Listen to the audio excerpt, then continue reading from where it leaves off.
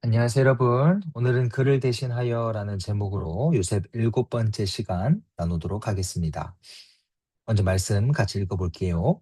아버지가 아이 없음을 보고 죽으리니 이같이 되면 종들이 주의 종, 우리 아버지가 흰 머리로 슬퍼하며 수월로 내려가게 함이니이다. 주의 종이 내 아버지에게 아이를 담보하기를 내가 이를 아버지께로 데리고 돌아오지 아니하면 영영이 아버지께 죄짐을 지리이다 하였사오니 이제 주의 종으로 그 아이를 대신하여 머물러 있어 내 주의 종이 되게 하시고 그 아이는 그의 형제들과 함께 올려 보내소서. 그 아이가 나와 함께 가지 아니하면 내가 어찌 내 아버지에게로 올라갈 수 있으리까? 두렵건대 제가 내 아버지에게 미침을 보리이다. 아멘. 요셉은 형들의 엎드림을 통해서 자신에게 주신 하나님의 꿈을 다시 재해석했어야만 합니다. 그런데 그 과정이 그리 쉽지는 않아 보여요. 여전히 형들에 대한 미움이 있고요. 또 여전히 그 형들을 어떻게 대해야 될지 막막하기도 하고요. 용서를 어떻게 해야 되며 또 하나님이 주신 이 이집트의 총리라는 자리를 통하여서 어떻게 하나님의 나라를 또 꿈꾸어야 나아가야 될지 여러 가지 고민들 또 해석들 아마 적잖은 골치를 앓았을 겁니다. 그런데 이 해석을 요셉 홀로 풀어가는 것이 아니라 오늘의 말씀을 보면 유다라고 하는 이 자신의 형을 통하여서 해석의 힌트를 얻게 되고 또 새로운 꿈을 또 꾸게 되는데요. 바로 이 유다의 이야기를 오늘 좀 살펴보려고 합니다. 우리가 읽지는 않았지만 이 43장 또 44장 이 여러 기록들을 보면 요셉이 이제 베냐민만을 품으려고 또 끌어주려고 하는 뉘앙스를 캐치하게 됩니다. 그게 무슨 말인고 하면 형들이 어쨌든 요셉이 이집트의 총리인 것을 알지는 못하는 상황 속에서 돈을 내고 곡물을 음식들을 사가게 됩니다. 사가게 되는 과정 속에서 요셉이 이제 돈을 좀 넣어두었거든요. 그 곡식 바구니 속에. 근데 그게 조금은 애매한 상황이 되어서 바로 요셉을 만나러 또 오지 못합니다. 어떤 애매함이 있었냐면 요셉이 동생 베냐민을 데려오라 했고요. 그리고 돈이 또 그 자루 안에 있으니까 또 자신들이 또 훔쳐간 것처럼 또 비추어질 수도 있고요. 그래서 이리저리 찰필 미루다가 한 1년여의 시간이 좀 지나간 듯 보입니다. 근데 베냐민을 데리고 가려면 넘어야 할 산이 있었는데 바로 아버지 야곱이었죠. 아버지 야곱에게 베냐민은 요셉도 사라진 마당에 정말 너무나 소중한 그러니까 자신의 전부인 아들이었습니다. 그러니까 그 베냐민을 데리고 가기 위해서 또 요셉을 만나서 곡식을 얻기 위해서는 온 형들이 아마 정말 최선을 다해서 설득을 했겠죠. 근데 그 설득이 잘 되지 않았습니다. 근데 그러던 와중에 이 유다가 어, 이런 제안을 했던 거죠. 제가 꼭 데려오겠습니다. 꼭 데려올 것이고요. 그리고 제가 데려오지 못할 경우에는 제가 제 목숨을 다해서 책임을 지겠습니다. 뭐 르우벤 또 이런 제안을 했었지만 사실 르우벤은 좀 여러 가지 문제들이 있어서 야곱이 받아들이지 않았지만 유다는 그래도 야곱에게 있어서 좀 믿을 만한 존재였던 것 같아요. 그래서 이를 받아들이고 베냐민을 보내게 됩니다.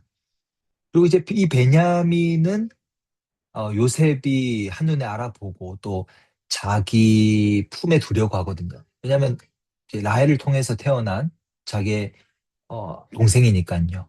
그러니까 이 베냐민만을 데리고 있으려고 하는 계략이 바로 은잔 사건입니다. 이 은잔 사건이 무엇이냐면 그렇게 베냐민과 함께 돌아온 형들에게 이제 밥을 거하게 차려주고 또 곡식을 또 자루에 풍성하게 채워서 돌려보내는데요. 베냐민의 자루 속에 자신의 은잔을 넣어둡니다. 그리고 그 은잔을 훔쳐갔다라는 누명을 베냐민에게 씌워서 베냐민을 종으로 삼으려고 하죠. 사실 종으로 삼으려고 하는 것이 아니라 자기 옆에 두고 챙겨주려고 한 겁니다. 아마도 요셉의 생각에는 형들이 자기를 팔았던 것처럼 베냐민 또 못 살게 굴고 또 베냐민을 그 어려움 속에서 구해 주려고 하는 거. 그게 어떻게 보면 요셉이 계획했던 어, 수순인 것 같아요. 그러니까 형들을 구해주고 뭐 아버지를 만나고 하는 정도의 계산을 아직까지 요셉이 하지 않았던 것 같습니다. 그런데 베냐민을 잡아오는 과정 속에서 유다가 엎드리죠. 그를 대신해서 제가 종이 되겠습니다. 말합니다. 아마 요셉은 하늘이 무너지는 듯한 충격을 받았을 겁니다. 형들이 원래 이런 존재가 아니었거든요. 자기가 알고 있는 형들은 자기를 조롱하고 죽이려고 하고 괴롭히려고 하고 그냥 이를 바득바득 가는 그런 존재였는데 아니 자신의 동생 베냐민을 위해서 자신의 목숨까지 내어놓고 자기가 종이 된다고까지 하니 이 얼마나 충격이 컸겠습니까?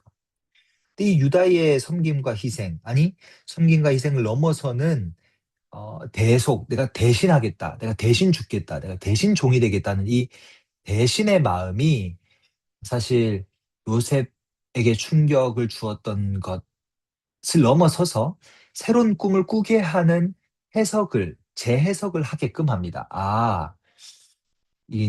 다음 주에 살펴보겠지만, 아, 이게 하나님께서 나를 먼저 보내신 이유는 나 잘 먹고 잘 살라고 하신 것이 아니라 우리 전체를 잘 먹고 잘 살도록 이 애굽 땅에서 이 기근의 기간 동안 먹이고 입히시게 하기 위해서 먼저 나를 보내셨구나. 이런 해석을 하게끔 합니다. 이 해석의 첫 단추를 재해석을 하게끔 도와주는 형이 바로 유다였던 거죠. 그래서 이 어려움의 시기를 요셉의 내면적으로나 또 외면적으로나 참 어려움의 시기들을 잘 풀어갈 수 있도록 도와준 그 유다. 그 유다가 바로 예수님의 조상이 되는 거죠. 그래서 목사님 어렸을 때 그런 생각을 했던 적이 있습니다. 왜 예수님이 요셉의 후손이 아니라 유다의 후손으로 오셨을까? 많은 이유들이 있었겠고, 또 많은 해석을 할 수 있겠지만, 바로 유다의 이런 대속의 마음, 대신의 마음을 예수님께서 이어가려고 하신 것이 아닐까?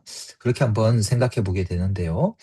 중요한 것은 우리에게 있어서도 이 요셉처럼 재해석을 해야 될 상황, 또 꿈을 다시 꿔야 하는 이런 상황을 마주할 때, 우리 혼자서 풀어가기 힘들 때가 분명히 있습니다. 그때 분명 유다와 같이 하나님의 사람들이 우리의 주변에서 좀 재해석할 수 있도록 도와주는 그런 많은 사람들 만날 수 있었으면 좋겠고, 더 나아가서 우리도 유다처럼 누군가에게 우리가 의도하든 의도치 않든 또 새로운 꿈을 꿀 수 있도록 새로운 해석을 할 수 있는데 도움이 되는 그런 귀한 삶을 우리가 살아갈 수 있었으면 참 좋겠다.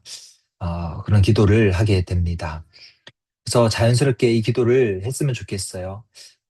우리가 꿈을 꾸어야 하는 자리로 나아갈 때 하나님께서 유다와 같이 하나님의 사람들을 요셉에게 보내주셨던 것처럼 우리에게도 보내주셔서 우리의 걸음을 이어나갈 수 있도록 도와주시고 우리도 유다의 자리에 서서 하나님의 뜻을 이루어 가는 사람들, 함께 이루어가는 사람들이 되게 해주세요. 그렇게 오늘 말씀을 놓고 함께 기도했으면 좋겠습니다. 잠깐 기도하고 돌아오겠습니다. 하나님 감사합니다. 유다가 베냐민을 대신해서 자기가 죽음을 각오하고 종이 되겠다고 했던 것, 참 귀한 고백이 요셉의 마음을 돌이키고 요셉이 새로 꿈을 꾸고 새로운 해석을 할 수 있도록 사용하셨습니다. 우리에게도 새로운 꿈을 꾸어야 할 때 우리가 어떻게 우리의 방향을 다시 재설정해야 할지를 알지 못할 때 초조해야 할 때 하나님의 사람을 우리에게 보내어 주셔서 함께 방향을 조율하고 조절하고 힘있게 우리의 꿈을 함께 꾸어 나갈 수 있는 그런 어, 은혜를 허락하여 주시기를 원합니다. 우리가 그런 유다의 자리를 감당할 수 있기를 또한 간절히 기도합니다. 요셉에게 유다를 허락해 주셨던 것처럼 우리가 또 누군가에게 그런 지혜를 더할 수 있는, 또 마음을 더할 수 있는 희생과 섬김과 사랑을 넘어서서 참 대신할 수 있는 그런 마음을 우리에게도 허락하여 주셔서 우리를 통하여 함께 하나님의 나라를 비춰갈 수 있도록, 또 우리를 통하여서 함께 꿈을 꾸고 하나님의 나라를 이어나갈 수 있도록 우리를 사용하여 주시옵소서. 감사드리며 우리 주 예수 그리스도의 이름으로 기도드립니다. 아멘. 네, 여러분. 이번 한 주도 너무 수고 많았고요. 우리 모두 이런 대신의 자리에서 하나님의 뜻을 이루어갈 수 있기를 간절히 소망해 봅니다. 그러면 주일 다 같이 만나서 기쁨의 자리를, 예배의 자리를 누릴 수 있기를 바라보며 주일 만나도록 하겠습니다.